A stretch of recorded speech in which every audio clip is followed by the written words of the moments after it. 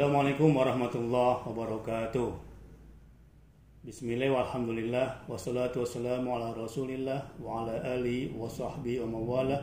La hawla wa la quwwata illa billah amma ba'du. Alhamdulillah, bersyukur kita kepada Allah masih berjumpa bersilaturahim. Mudah-mudahan kita semua dalam keadaan sehat walafiat, kemudian tetap dalam lindungan Allah Subhanahu wa taala. Tak lupa saya mengajak menghimbau kepada rekan-rekan semua dari Sabang sampai Merauke, dari Malaysia hingga Andalusia untuk senantiasa taat kepada Allah Subhanahu wa taala. Insyaallah kalau kita dalam keadaan taat, insyaallah meninggal dalam keadaan husnul khotimah. Alhamdulillah ada masukan dari kawan-kawan supaya melanjutkan tentang kisah Bohut Achahe. Ya. Bagus sekali. Di video yang lama telah saya ceritakan seorang raja yang bermimpi, kemudian dalam mimpi tersebut tangan dia berdarah-darah, dan raja seperti biasa punya penasehat.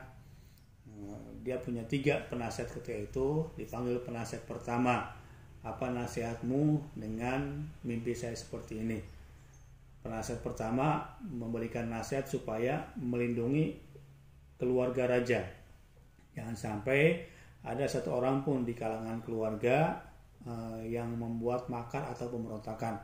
Maka raja pun berterima kasih atas nasihat dari nomor 1 ini. Kemudian dipanggillah penasihat nomor kedua. Apa nasihatnya? Dia bilang, tolong raja jaga seluruh wilayah kekuasaan dari perbatasan sampai dengan istana ini. Jangan sampai ada satu kaum, satu golongan, satu gerakan yang mereka membuat makar, membuat tipu daya atau menghancurkan tahta kerajaan. Maka raja pun berterima kasih atas nasihat yang kedua dan mulai menjaga seluruh kawasannya dari mulai perbatasan. Nah, berbeda dengan penasihat pertama yang kedua, penasihat ketiga ini datang kepada raja, kemudian memberikan nasihat Bohut Achahe. Bagus sekali. Maka raja bertanya, apanya yang bagus? Orang tangan saya berdarah, kemudian kau bilang bagus. Nah, si penasihat ketiga ini tidak memberikan alasan. Pokoknya Bohut Achahe. Dia bilang bagus itu. Maka karena si penasihat tak bisa memberikan alasan, maka dipanggillah pengawalnya supaya memasukkan ke penjara penasihat nomor ketiga ini. Beberapa minggu kemudian raja sedikit berjalan ke taman, kemudian berjumpa dengan seekor harimau. Nah, la haula wala quwwata illa billah, ternyata harimau ketika berjumpa dengan raja dalam keadaan raja pun berdarah karena tergores oleh kayu-kayu di tengah tamannya. Anehnya tadi, si harimau tak mau menerkam korban atau mangsa yang sedang berdarah. Jadi kalau ceritanya harimau cemen, harimau gak level lah kalau harimau memangsa musuh yang sudah dalam keadaan berdarah. Maka dari 3 penasehat tadi, raja baru berpikir, oh Masya Allah, ternyata nasihat yang benar adalah nasihat yang nomor 3. Apa dia bilang? Bohut Achahe. Maka rekan-rekan dimanapun yang berada, kita kadang mengalami peristiwa sekarang ini tidak tahu apa dibalik peristiwanya. Maka seorang raja yang dia berdarah-darah, kemudian dibilang Bohut Achahe, dia tidak tahu bagusnya di mana. Ketika jumpa dengan harimau, selamat daripada terkaman harimau, baru dia rasakan Bohut Achahe. Bagus sekali. Nah, sampai di sini ternyata belum selesai kisahnya. Ya, maka raja teringat, oh penasihat yang cocok adalah yang nomor 3. Yang satu tidak ada pemberontakan di keluarga. Yang kedua dia bilang jaga wilayah kekuasaan, itu pun tidak terjadi. Ternyata yang benar nasihatnya adalah dari penasihat yang nomor 3. Apa? Bohut Achahe. Nah, ketika raja mau berterima kasih kepada penasihat yang nomor 3, raja teringat ternyata penasehatnya sudah dimasukkan ke penjara. Masya Allah.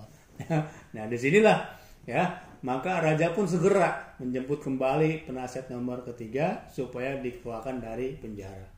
Maka datanglah pengawal, kemudian dipanggil penasihat nomor 3 tadi, kamu dipanggil oleh raja, segera menghadap, dan kamu dinyatakan bebas. Bahkan raja berterima kasih.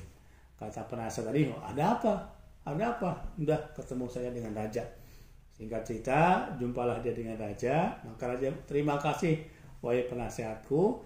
Ternyata tangan yang berdarah ini bohut aja. Bagus. Kenapa raja? Diberitahulah bahwa dia jumpa dengan harimau di taman tadi. Ternyata harimau tidak menerkam, tangannya sedang berdarah. Ya kan? Bohut aja. Nah, kalau buat saya itu bohut aja tuh. Nah, sekarang kamu di penjara. Itu gimana? Kata si penasihat yang nomor 3, oh saya pun sama.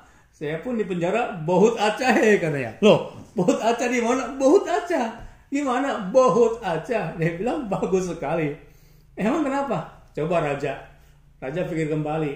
Dari 3 penasehat, siapa yang suka nemenin raja kalau jalan-jalan ke taman sampai keluar taman? Penasihat nomor 1 enggak ya. Penasihat nomor 3, nomor 2 tidak juga. Penasihat nomor 3 yang biasa nemenin saya di jalan-jalan sama raja, saya kan. Nah, coba bayangkan raja. Seandainya raja tangannya berdarah. Nah, saya tidak berdarah. Kemudian kita jalan ke taman sampai ke pinggir hutan, kejumpa dengan harimau. Harimau kan tidak mau makan raja karena berdarah. Saya kan tidak berdarah tangannya. Kira-kira harimau makan saya atau merekam raja? Kata raja, Masya Allah, bohut aja, bohut aja. Ternyata bagus ya. Jadi barulah paham si raja. Ternyata penasihat nomor 3 di penjara pun akhirnya bohut aja, bagus sekali. Nah, maka subhanallah ya. Kalau kita melihat kenyataan, kemudian merasa kurang ini, kurang situ, musibah ini, musibah itu. Innal insan khuliqa halu'a. Dia emang berkeluh kesah aja manusianya, ya kan? Padahal nikmat Allah seluas samudra. Ujiannya paling cuma 1 tetes air itu. Betapa banyak nikmat Allah Subhanahu wa taala. Nah, kita lupa dengan nikmat Allah. Ya, bahwasanya kalau kita mau berpikir lebih luas, kita mau berpikir lebih jauh lagi, insya Allah hasilnya adalah bohut aja. Jadi buat yang sedang ngerekam juga nih Mas Junaidi, ya kan? Kenapa belum menikah? Jawabannya kenapa? Bohut aja. Bohut aja. Karena belum tahu kapan tuh bohut acanya, ya kan? Yang sedang di PHK, bohut aja insya Allah. Karena tidak paham apa yang telah terjadi setelah peristiwa ini. Sekarang pun sudah ada corona. Apa itu corona? Bohut aja. Ya, bohut aja. Kita belum tahu setelah corona ini ada apa. Masya Allah. Berapa banyak di antara kita yang mengeluh, ya Allah. Bahkan, nah ini salah. Ya, sudah dapat misalkan ujian, cobaan dari Allah Subhanahu wa taala, dia berpaling kepada selain daripada Allah. Apa? Dia mencuri lah, dia nodong lah. Nah, ini enggak bohut aja. Ya, bohut aja itu bagus, semakin kita diuji, semakin dapat musibah, mendekatlah kepada Allah Subhanahu wa taala. Jadi saya tanya ulang nih kepada teman-teman semua. Kalau kita mau berpikir lebih dalam dengan ada virus corona saat ini, apa jawabannya? Bohut aja. Ya, bohut aja. Bertahun-tahun ya kita bahagia coba. Berbulan-bulan kita senang. Berpuluhan tahun, mungkin belasan tahun. Ini baru beberapa hari, beberapa minggu, beberapa bulan, seakan-akan nikmat yang bertahun-tahun hilang semua gara-gara virus corona. Masya Allah, fa'in Allah. Di mana Allah Subhanahu wa ta'ala? Maka jawablah bohut aja, bagus sekali. Namun kita belum paham di mana bagusnya. Insya Allah boleh jadi kita suka dengan sesuatu, melainkan tidak baik insya Allah. Boleh jadi kita memilih sesuatu, membenci sesuatu, padahal Allah suka dengan sesuatu tersebut. Mudah-mudahan ini ngobrol pagi kali ini memberikan inspirasi buat teman-teman semua dimanapun berada. Insya Allah bohut aja. Ya, kalau kita bisa berbaik sangka, insya Allah hati akan tenang. Tapi kalau kita buruk sangka, kemudian curiga, kecewa, mengeluh, Masya Allah, penyakitnya belum datang udah sakit duluan, ya. Musibahnya belum nyampe, kita sudah kena musibah duluan. Virusnya belum nyampe, kita sudah kena udah kena virus. Karena sudah buruk sangka, sudah negatif. Masya Allah, ya. Hujan yang deras, ya kan? Kita mencaci maki gara-gara ada 1-2 tetes tai cecak yang nempel ke diri kita. Padahal hujan masih deras, air masih banyak. Kemudian Masya Allah, berapa banyak nikmat Allah yang telah Allah berikan kepada kita. Kita lupa dengan nikmat Allah. Kita lihat hanya musibahnya saja. Kita lihat hanya negatifnya saja. Padahal ma musibatin fil ardi illa billah. Tidak ada musibah yang terjadi di muka bumi ini melainkan izin daripada Allah Subhanahu wa taala. Mudah-mudahan memberikan inspirasi, memberikan motivasi buat teman-teman semua. Insya Allah badai pasti berlalu. Insya Allah setelah tanjakan akan ada turunan. Insya Allah setelah ada berbagai macam ujian akan ada senang, akan ada bahagia, dengan syarat baik sangka kepada Allah Subhanahu wa taala. Apa jawaban kita? Bahut aja.